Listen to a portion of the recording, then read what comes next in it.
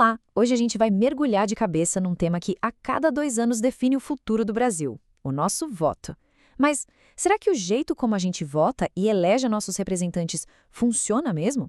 Com base em algumas análises bem detalhadas sobre o nosso sistema, a gente vai tentar desvendar esse quebra-cabeça. Para começar, vou lançar uma pergunta bem direta.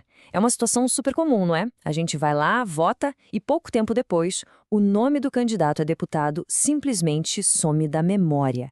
E esse esquecimento, olha, não é só uma falha nossa. Ele revela um problema muito maior que está escondido no nosso sistema. E o número é de impressionar. Uma pesquisa mostrou que, um mês depois da eleição, 22% das pessoas já não lembravam em quem tinham votado para deputado federal. Isso não é por acaso, gente. É um sintoma claro de um sistema que parece feito para distanciar a gente dos nossos próprios representantes. Então, para a gente começar a entender essa história, vamos direto na raiz do problema. Por que o nosso sistema atual parece que foi projetado para criar confusão e afastar a gente de quem a gente mesmo elegeu?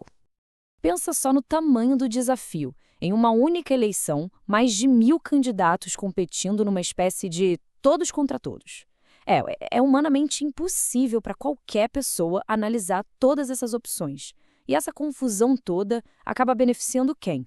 Não os mais preparados, mas simplesmente os mais famosos. E essa confusão toda abre uma porta para um fenômeno muito particular do nosso sistema: os puxadores de voto. O caso mais famoso, que todo mundo lembra, é o do Tiririca. Com mais de 1 milhão de votos, ele não só se elegeu, como levou junto outros 3 candidatos da coligação dele que sozinhos não teriam a menor chance. É a regra do tal quociente eleitoral em ação. E este gráfico aqui, nossa, ele ilustra o resultado disso de um jeito brilhante. Olha só que loucura.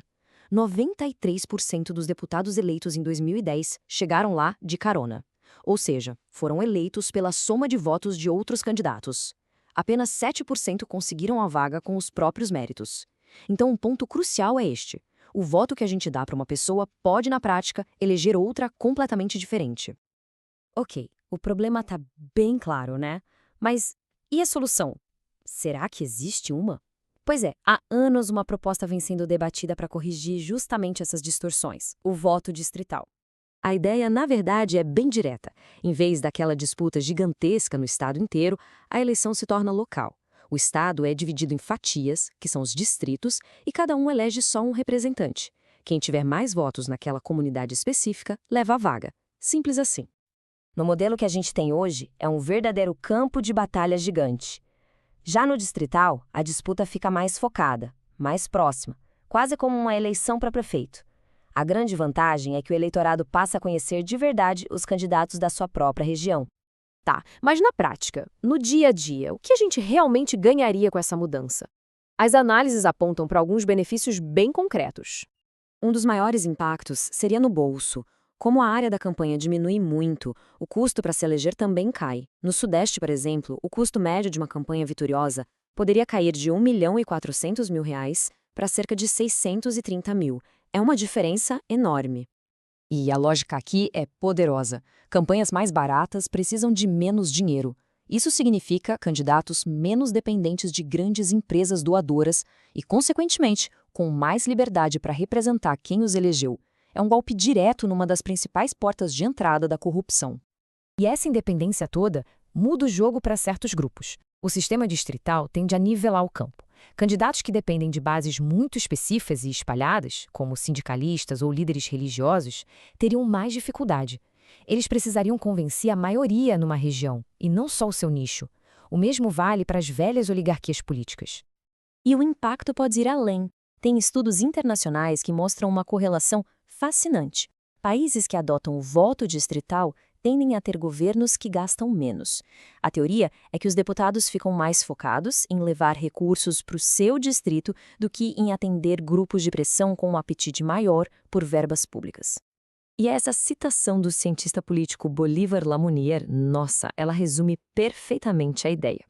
Para vencer num distrito não basta agradar um nicho. É preciso ter um apelo mais amplo, construir um consenso maior dentro daquela comunidade.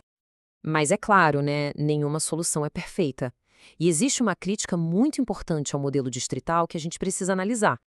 O ponto é este: e se a prioridade de alguém não for geográfica?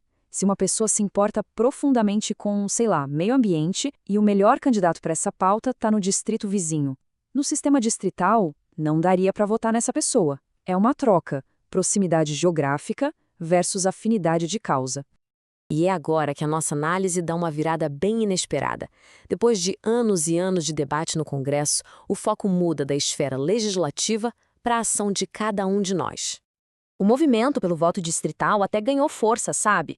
Chegou a reunir 300 mil assinaturas. Mas, na prática, a proposta nunca saiu do papel lá em Brasília. A mudança pela lei parece distante.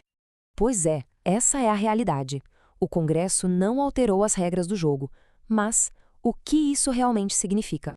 E aqui está a grande sacada. A percepção que demorou a chegar, mas que é fundamental. Não existe nada que impeça os eleitores de, por conta própria, agirem como se o voto distrital já existisse. A liberdade de votar em candidatos da nossa própria geografia sempre esteve aí.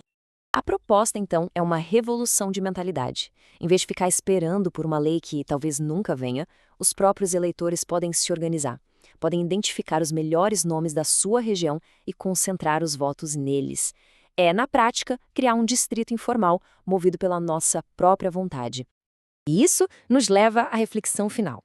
Se o poder de ter um representante mais próximo, mais fiscalizado e até mais barato já está nas nossas mãos, o que é que realmente nos impede de usar esse poder? A resposta talvez não esteja em Brasília, mas sim na nossa capacidade de nos organizarmos como comunidade. A decisão, no fim das contas, é nossa.